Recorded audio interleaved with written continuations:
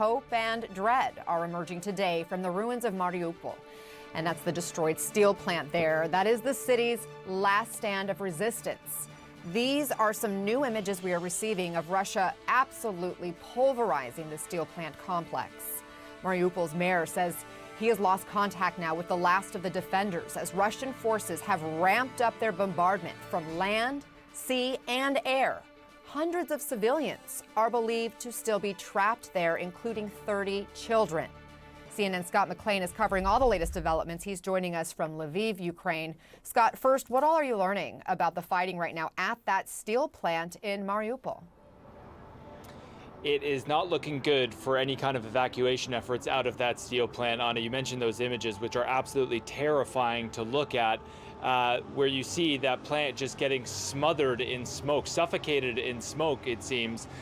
Sorry, I'm distracted only because the air raid sirens are going off here in the city. They went off yesterday at around this time as well. For about an hour, and obviously we had those missile strikes, so this city on high alert. But the city of Mariupol, obviously a much more dire situation than here. The mayor there says that there's still 30 children trapped underground, and they are very much in need of some kind of negotiation, some kind of an evacuation effort to actually get them out. Also, the mayor says that they have not only been hitting it from the air and from land, but they've also moved a ship as well close to that plant, and they've been hitting it from the deck of that ship, Anna.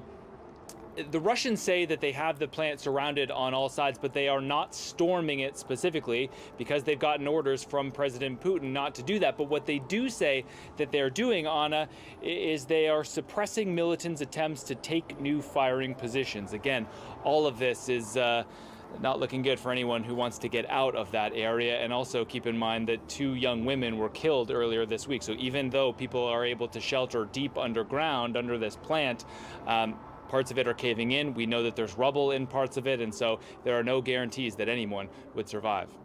Scott, first and foremost, if you need to take shelter because of those air raid sirens, please just say the word. We want to protect you and our other crew members there. But if you feel safe, what can you tell us about this proposed, oil ban and other sanctions on Russia that we're hearing from the EU today? Yeah, so this is the latest. This is the 6th package of sanctions proposed by the European Union, and it proposes an all-out ban on Russian oil. This obviously wouldn't take effect immediately. They would have to work up towards this, but it would be something gradual. But there are already signs that not everyone is on board. They would need all 27 EU member states to get on board in order to make this happen, and the Hungarians are already suggesting that it simply is not feasible. The other really notable part of this sanctions package, which is wide-ranging, is the fact that there are sanctions put on one particular individual, and that's the head of the Russian Orthodox Church, a man who has found all kinds of reasons to support the Russian invasion of Ukraine.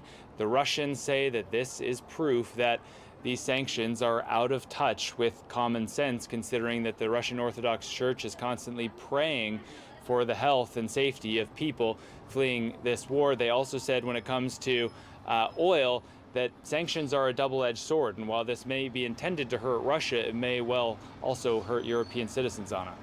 Scott McLean, thank you for your continued reporting there. General, I want to again show this video that we obtained a short time ago, and it just shows a devastating bombardment of that steel complex in Mariupol, or what's left of it, I should say. Hundreds of civilians are still trapped there. How does anyone survive that? Anna, thank you. Artillery is an area fire weapon. It is it's a great tool that the Russians love to use to prepare the battlefield for a ground assault. It's remarkable how humans can dig in and survive the most appalling indirect fire episode that you can imagine. The number of times that armies have prepared the battlefield with artillery fire, shifted fires beyond the objective, and then moved to assault the objective only to be met by devastating direct fire systems,